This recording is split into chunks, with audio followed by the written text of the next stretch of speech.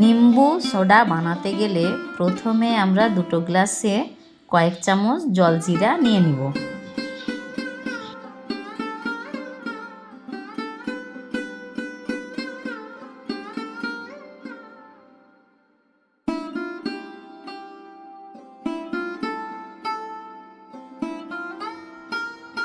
তারপর সেটাতে দিয়ে দেব পাতিলেবুর রস।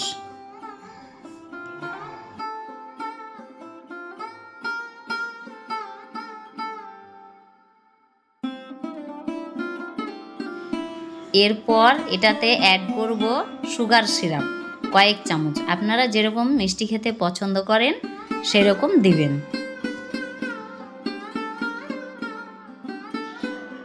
এইবার এইখানে লাগবে একটি সোডার বোতল।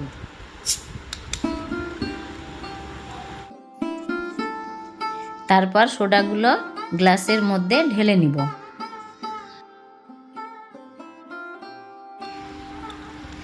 গ্লাসগুলো খালি হয়ে গেলে আবারও একটু করে ঢেলে নিব।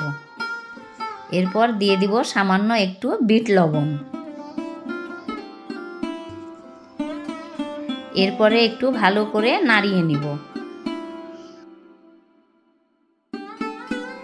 তারপরে এই গ্লাসগুলোর মধ্যে দিয়ে দিব কয়েক টুকরো বরফ।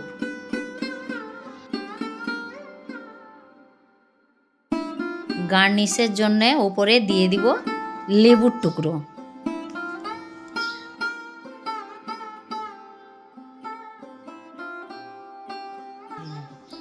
তারপরে দিয়ে দিব পুদিনা পাতা।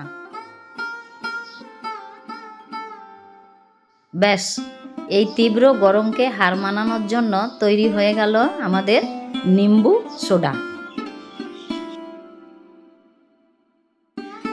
তাই আপনারাও চটপট বানিয়ে ঝটপট খেয়ে নিন, আর কেমন হলো আমাকে কমেন্টে জানান। আর আপনারা সবাই ভালো থাকবেন, সুস্থ থাকবেন। ধন্যবাদ। আর লাইক তো অবশ্য একটা করবেনই।